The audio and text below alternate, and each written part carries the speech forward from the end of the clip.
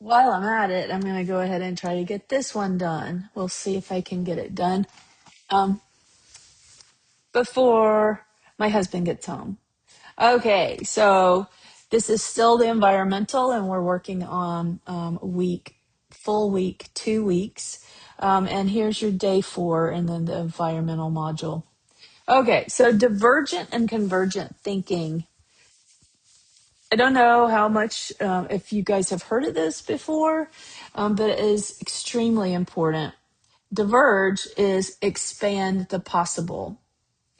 Converge is choose the best path forward. So it's kind of an act of, like when we're brainstorming, we do this, divergent. We come up with the ideas, we expand on them, and then to converge, we find the best way forward. And here we have a great quote from Maya Angelou. You can't use up creativity. The more you use, the more you have. I think that's brilliant. Okay, so here we are, almost to the end of the week. Divergent and convergent thinking. Okay, you have actually been using this all week. Day 1 with the brainstorm lab, Diverge, you generated 20 ideas with no judgment, pure expansion. Day 2, the evaluation phase, applied judgment to filter and refine what you've generated. Converge, day 1, reality constraint. Narrow to the 3 ideas you can act on with 0% money.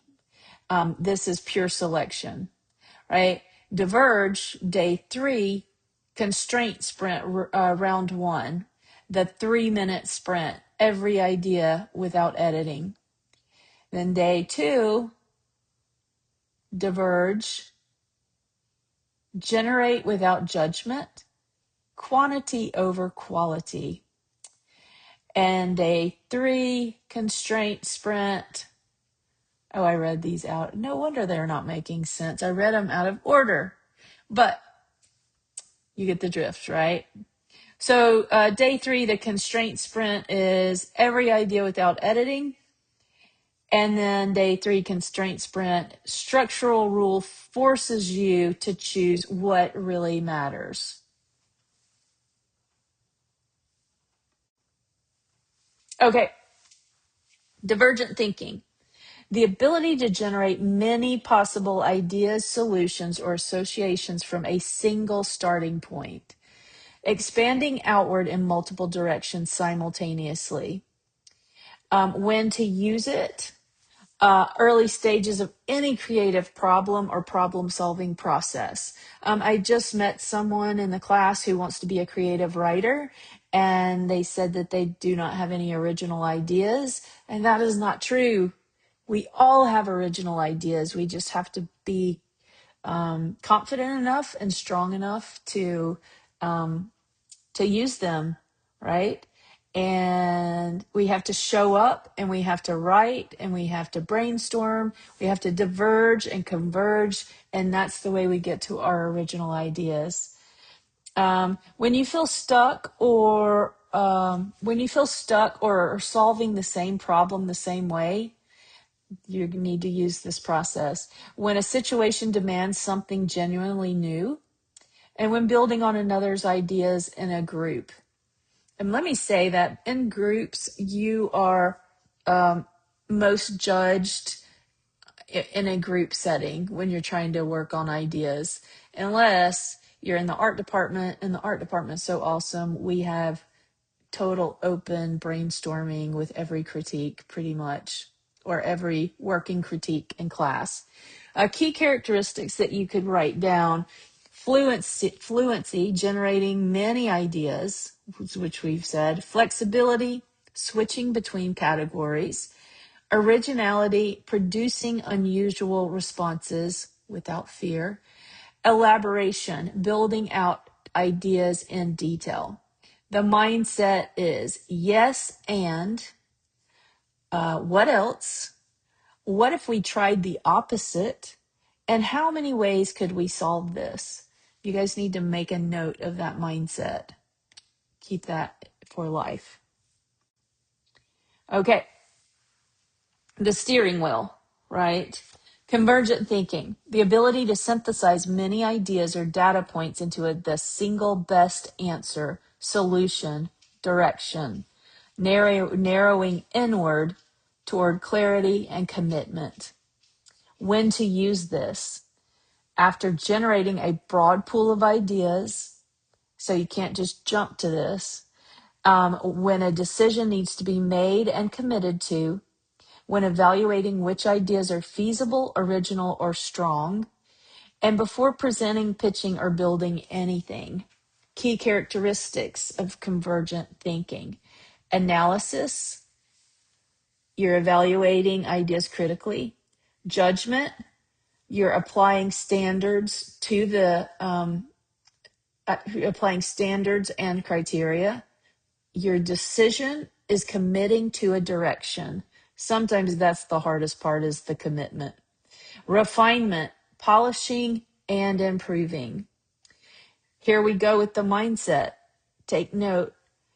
Which of these is the strongest? What criteria matters most here?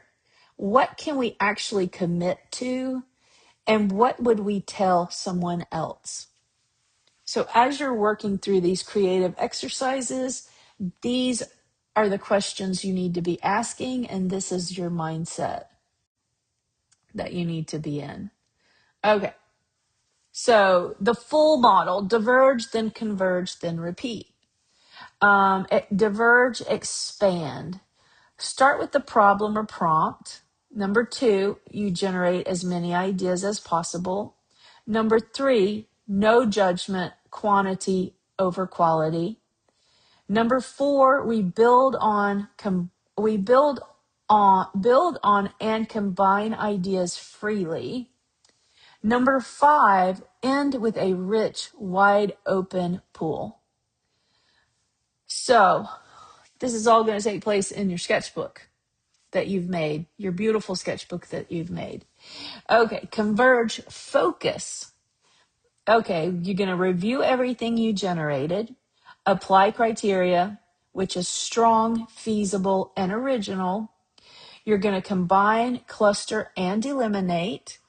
You are going to select the best direction, and you are going to commit and move toward action. Okay, so the most common mistake is doing both at the same time. So that's what you're going to be battling.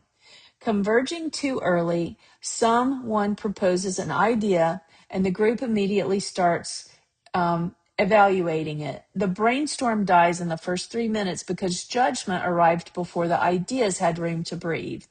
So if you're working in a group and somebody just says the very first idea and they think that solved the problem, don't fall for it, and just, you need to continue to brainstorm.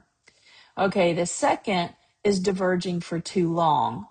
The team generates endlessly but never commits. Every meeting ends with more options and no decisions. Energy dissipates and nothing gets built. That happens many times. Okay, never switching consciously. This is the last part of this. Most groups drift between modes randomly, never saying we are diverging or we are converging now. Without naming the mode, the group needs to depend on what kind of thinking is needed. It needs to decide on what kind of thinking is needed. The fix: name the mode out loud. We are diverging right now. Now we are converging. And the sentence alone changes everything and keeps the group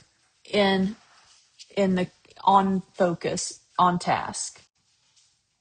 Okay, so in your field, what does the switch look like? The best professionals in every field are masters of knowing which mode they are in and when to switch. So we look at business first. We have business diverge, our strategy brainstorm. What markets could we enter? What products could we build? And what percentages have we imagined? Your converge for business is business case, which opportunity has the best market size, competitive advantage, and resource fit. Then you build the model. Okay, now we look at finance. Diverge, scenario planning. What could go wrong? What does a bull case look like? A bear case? A black swan? You generate all the possibilities. Then the converge is investment thesis. You given all the scenarios, what is our recommended position? What is the risk and reward? Risk and or reward. And then you make the call. Okay, the art and design. Concept exploration. You could do thumbnails, sketches, color study, references. You fill the page. Try the idea you think will not work. Your final direction. Which concept is the strongest, and which shows a genuine point of view? And then you work to refine that one. Okay, which one do you naturally default to, diverging or converging? And this is a question to ask yourself. I'll do a discussion. And how has that default helped you? How has it limited you in your workplace? Then we have our last slide. The takeaway for this one: know which mode you are in and know when to switch. Remember, diverge to discover what is possible, converge to decide what's worth building. Neither mode is better, both are necessary. The skill is just using them in the right order.